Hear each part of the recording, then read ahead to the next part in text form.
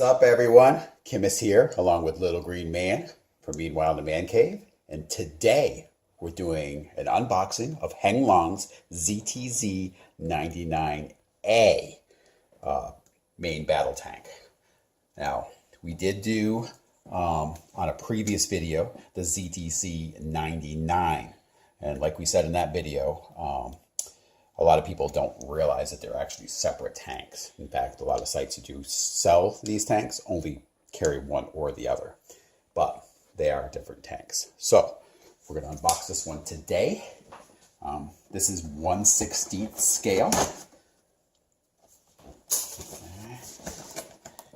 Now, nothing real complicated with the box. It has a picture of the tank on there. It tells what it does. Some descriptions of some of the parts on the tank. They're numbered, but nothing too crazy. And they actually have some pictures of the real tank.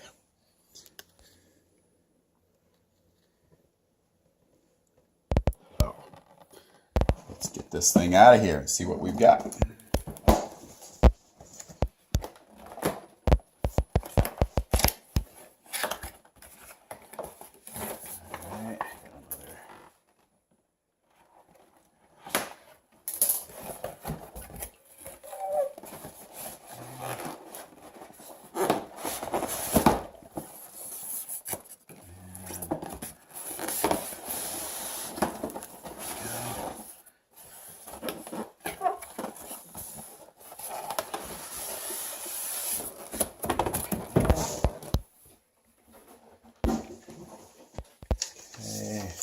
Basically a description of what the remote does.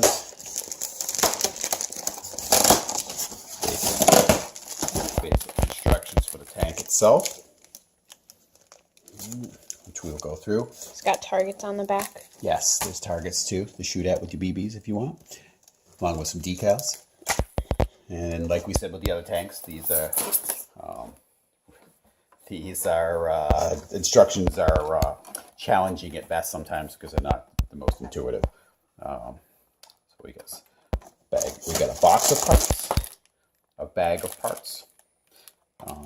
These look similar to what we had with the other tank, and then we've got this. And well, it plugs in, but you know what I think this is? I think this is an infrared. I think this is an infrared receiver. And what that would do, I'm not positive about this. I'm just guessing.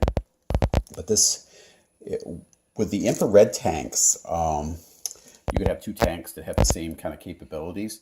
And when they take so many hits to this receiver, it actually makes the tank stall out. So you can do simulated battles. So that might be what that is. This is a bottle for the smoke action on the tank itself. Put a little oil in, and the tank will do some smoking action. And the charger. And lithium-ion battery. This is an 1800 milliamp. All right. Now, get the seal on here.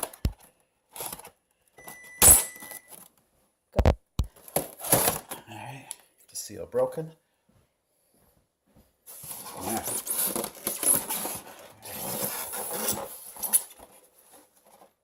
There we go. Now it is similar to the other tank.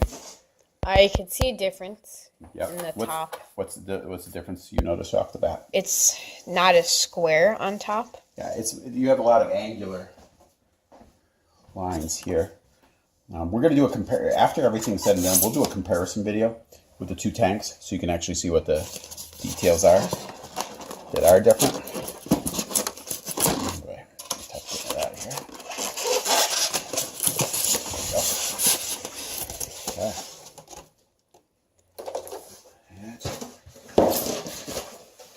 Charger like in the other one.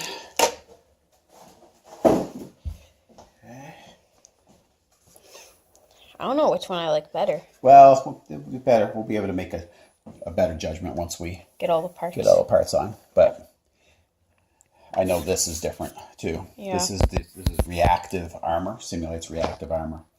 And you also see that on here. Whereas the other one, there's stowage areas on the side of the other one. These are stowage where you can put, whatever they're putting there, sandbags or whatever else they decide to put in there. You can put, you see on the side there, they're putting reactive armor. And that's what this is. And I guess from what I understand with reactive armor, I think the shells go in, and I think when these plates are penetrated, I believe they explode in there. They're supposed to damage the shell that hits, so it doesn't do as much to the tank. Don't quote me on that, but I believe that's how that works. So, but anyway, we're gonna pop the battery in. This is the tank before it gets all the parts on. Now, underneath, same thing as the other one, or all the tanks really that we have so far. Basically goes in here.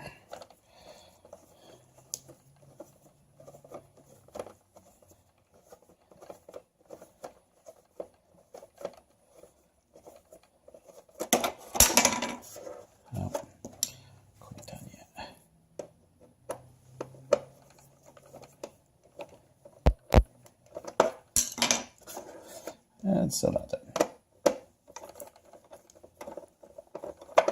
There we go. Okay. Like all of them, they don't have a heck of a lot of room in these battery compartments. So, gotta be very efficient when you put them in. So you're better off to kind of put it down on the other side. And slide this down. Again, I'm not using right now, I'm just not using the one that comes with it because I already had this one from one of my other tanks charging. So all I'm trying to do right now is get the turret turned around in the correct position. So the power button is down there as well. As you can see it's already in the on position here, so we'll have to shut that down. It's funny, the last one we got was already in the on position too. Strange.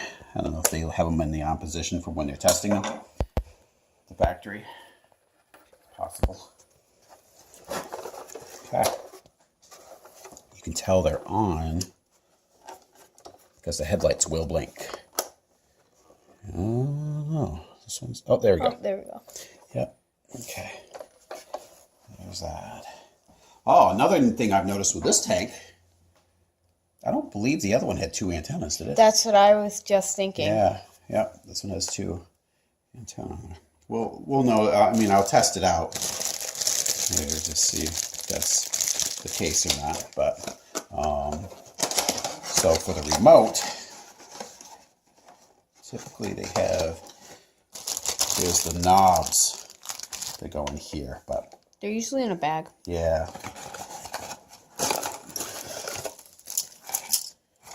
Oh, I see them. Yep, got one here too. Yep. There it is. All right, so you just push those down in. Here. Now what I do with these two, if you have multiple tanks, get a Sharpie or something, write what model tank you have on there. Just makes your life a little simpler when you go to try to find your remotes. Yep. Okay. Alrighty. Now these take double A's. So it takes 6 of them. So I am going to grab those 6 double A's and then we're going to get this turret turned around correctly. Okay, so I'm going to power this on.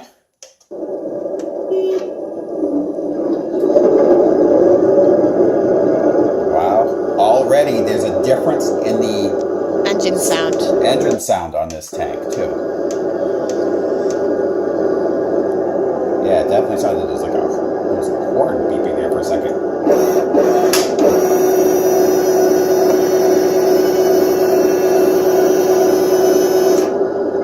Okay. Alright. I'm gonna change the sound out. Now you change the sound out with this. Okay, this turns your turret.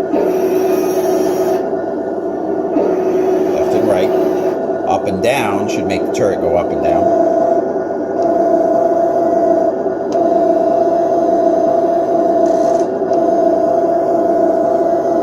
Now, this doesn't seem to have as big a range of motion.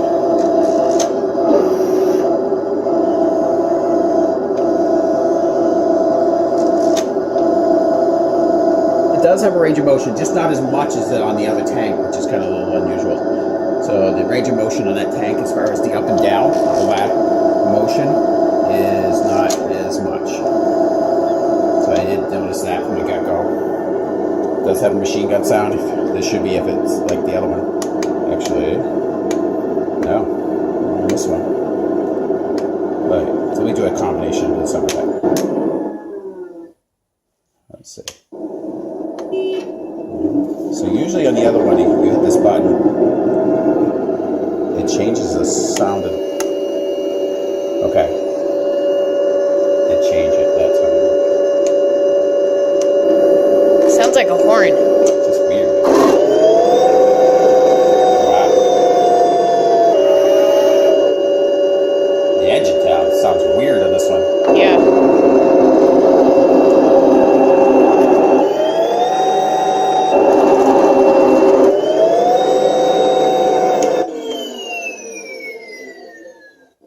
Very strange sound to this one. Sounds very futuristic. Yeah.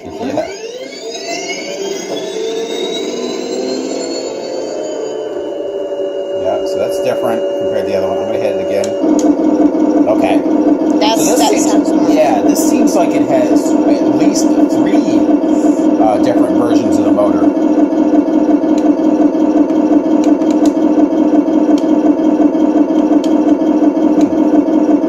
This one doesn't seem to have a machine gun sound though, so far.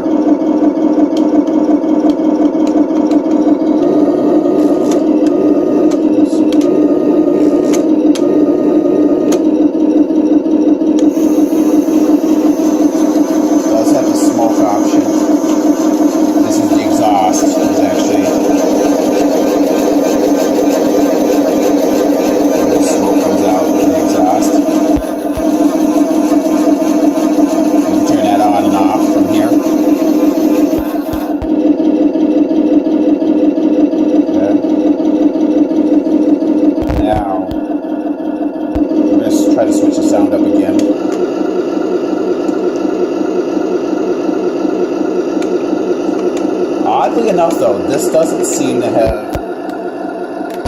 Oh, there is. Okay, it's different on this one. The machine gun sound is up on the upper left on this particular tank.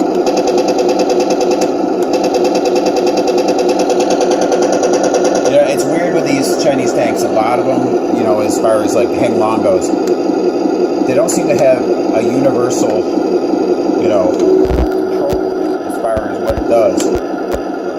So far, we get the tank. Turret adjusted, and now we're going to just start put some parts on. Now, to show you what we have for parts,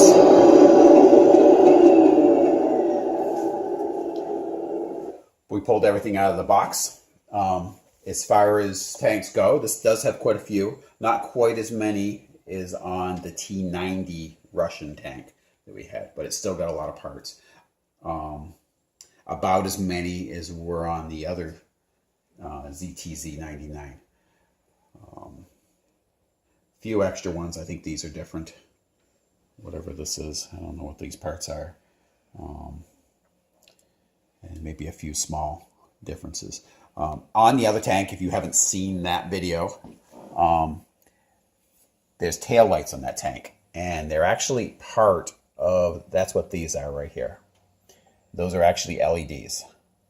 And on the back, these wires are going to plug in to the back of this tank in these receptacles.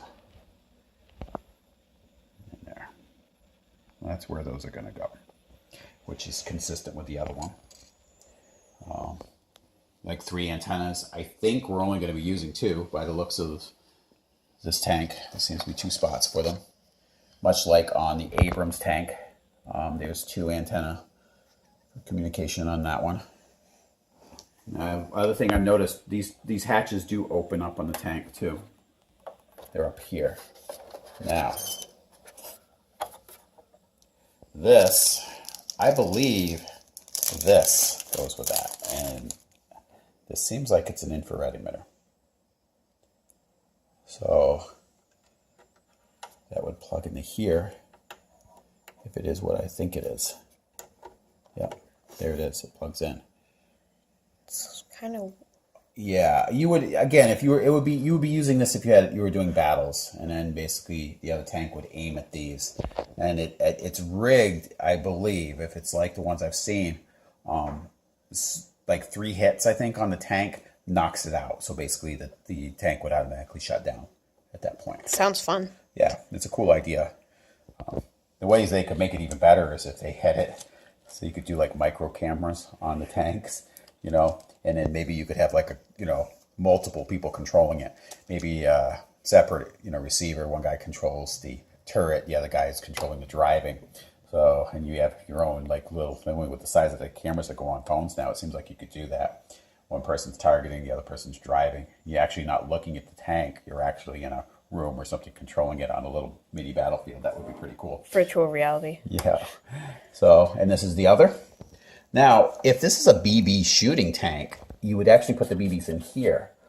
The way this tank's behaving, I'm not so sure if it's not a infrared tank and not a BB shooting tank.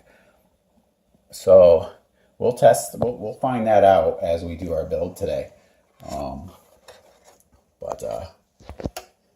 Otherwise I can't figure out why it would come with this. If it's BB shooting, it doesn't make sense that it would have this. So, and it would also explain why when I was hitting the buttons, it didn't do the motor you can usually, when you do a BB shooting tank, you could hear the motor going to shoot the BB. And I didn't hear anything going on with that. There's a bunch of foam on this right now. We'll clean up as we go. But yeah, I'm curious to see how this is all going to look once we get all the parts on. And like I said, we have machine guns and everything else on here. Now, one thing you should know too. Normally those yellow batteries like I had, those you actually plug in with this. From what I've been reading with these, I haven't used these batteries yet, and I do have them, but I've been using my old batteries. You're not supposed to plug these in and charge them this way. You could actually damage the battery. You're supposed to be using this. So, this is your charger. It actually plugs into this. It only goes in one way. Actually, there's a charge on this I can already see because it's running a current into this at this point. So, but that is what you do. So again, if you already have chargers, do not charge them with this. Charge them with this. Again, that's just from what I've been reading anyway. The other thing that's kind of confusing to me, if it is a infrared tank, why they gave us BBs with it. But again, we'll find out as we go. So next time we're going to take a little break here. I'm going to put some parts on and show you what we've got so far.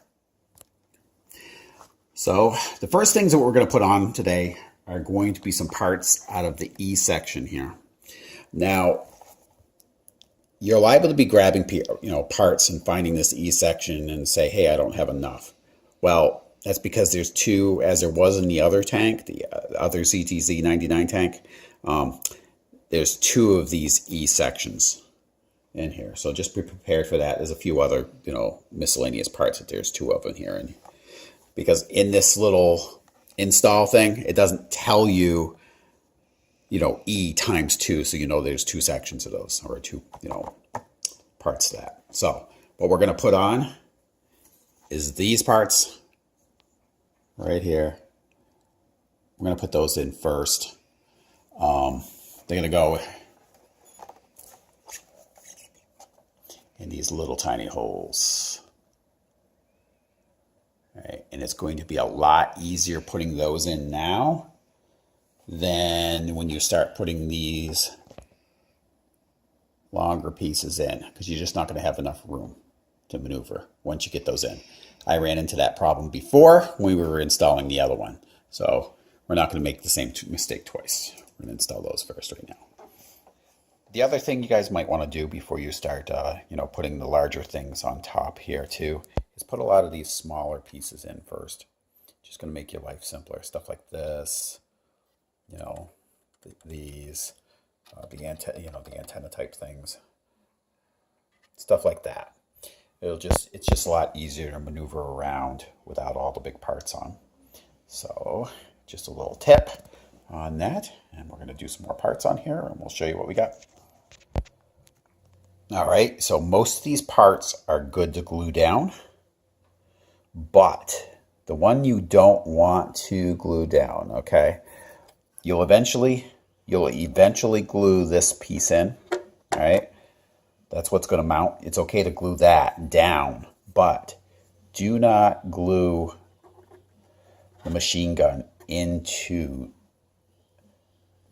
that base, because then you won't be able to turn the machine gun. And you're really going to need to if you want to be able to open up the hatch or whatever. Otherwise, you're not going to have any room to open up that hatch. Okay, just another tip. And then before you get carried away with gluing all this stuff. But, I definitely recommend gluing the other parts on, because when you're running these tanks, you're liable to lose parts.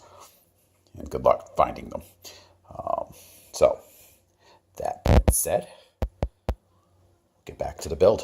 All right, so we're going to put the tail lights in now. We got the stuff in on the top. Now, these two little prongs, we got to go right down in here. I do not glue this piece in. It is very delicate, so you're just going to be real careful. There's not a lot of room for error for putting these pins in. And just try to slide them out gradually. And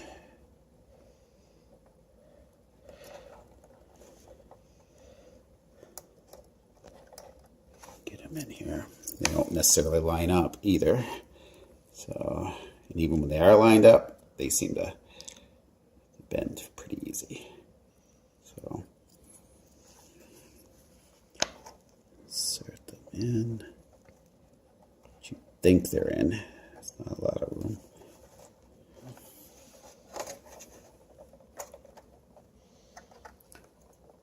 Alright. I believe they're in.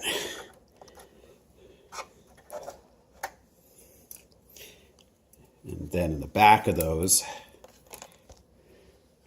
there's this large bracket that slides down in between, behind it. And that I will put a little piece of glue, a little, dab of glue on. Okay. And it's just easier to put these taillights in before you put the fuel tanks on. These fuel tanks, because at least it's going to give you a little more room to maneuver. So for the wheel hubs, you do want to glue them down, but not with a glue that's not removable. Just something that just helps stick them there. Just, but you can still pry them off. Because there are Phillips head screws in there. If they ever ride out, you're going to want to be able to tighten those back up. So just put more of like a rubber cement or something that's not going to be permanent on there, but will hold them so they don't just ride off. Okay. All right, we got it all together now, and I gotta say I really like this tank. Different from the regular ZTZ99. It's got this angular, look to it. It's from the composite and reactive armor that they added to this tank later on when the Chinese upgraded the tank. Gives it a sleek look. You even have it up on the stowage area. Right here. But yeah, it gives it a nice look.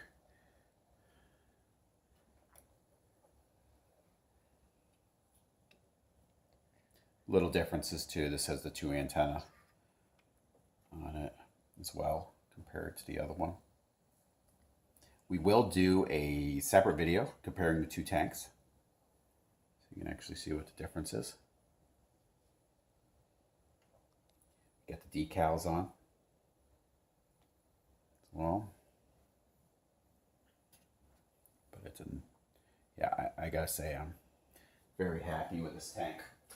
We'll also show you where the BBs are going to go in this tank. Same place as most of these tanks. You open up the hatch on there and you drop the BBs down in the compartment. And the gravity fed. Close it up.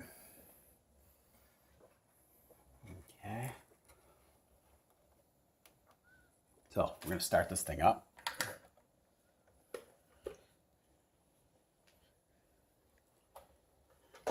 Now, it's down on the bottom, switches. Right there. Okay. Headlights will blink, as well as the taillights. So, okay. Start this thing up. Using lock button. All these tanks seem to have a different control scheme, it seems like.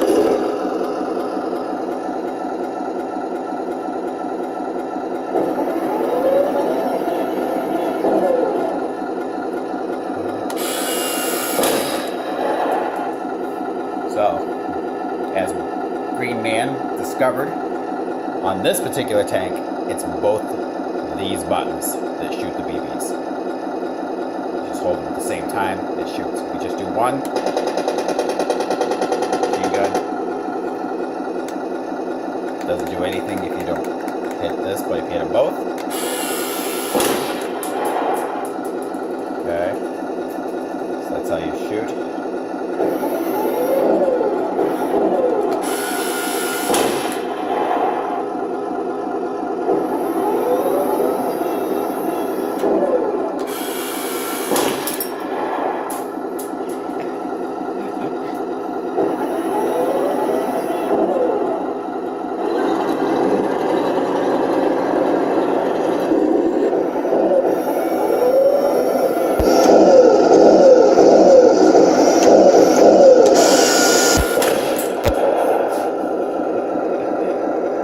They don't shoot real hard, so you don't have to, well, I don't know, I kind of take that back because it depends on the tank. These tanks aren't real consistent with shooting. I mean, when you get one, it will show shooting particular type, speed or whatever, but I've had other tanks that shoot really, really hard, so just be cautious when you're shooting these. And like I said, this tank's a little cooler too because you can change the sounds on it. The fact that it's got 3 different choices for it.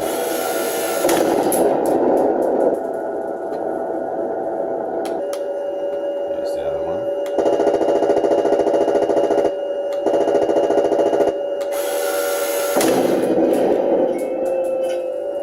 That one you can hear actually the gun reloading. I'm going to do it again. Do it again. It's kind of cool.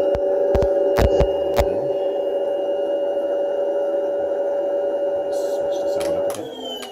Well, I powered it down. Then when you power it down, you can actually hear the turbines.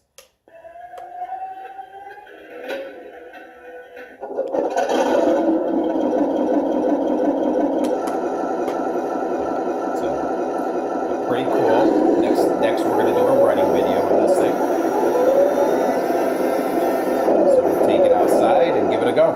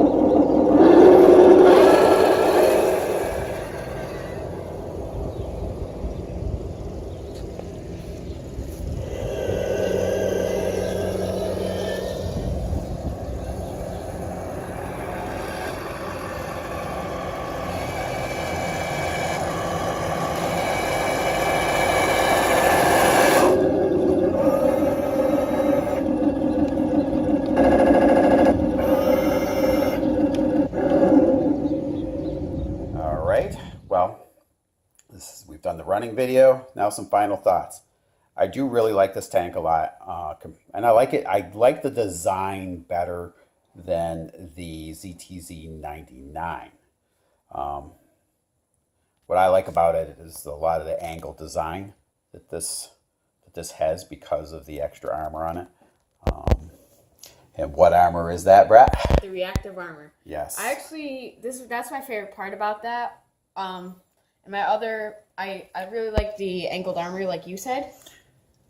Yeah, the angled armor gives it more of a sleek look to it, especially when you get down next to it. Whereas the 99 actually has more of a sharp,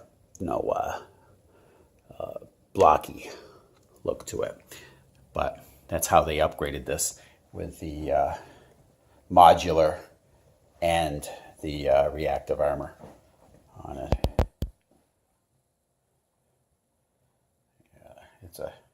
Overall, I ended up liking this tank a lot more than I thought I was originally going to. I certainly like the design better. Not that I don't like the other tank. I do like that as well. But I just like to see how the tank evolved. They did the improvements on it and all that. But anyway, we will do just a side-by-side comparison video so you guys can see the exact differences on it. That'll be the next video we post. So if you guys are really kind of wondering what the big differences are, you can see them side by side. But anyway, I want to thank you guys for tuning in.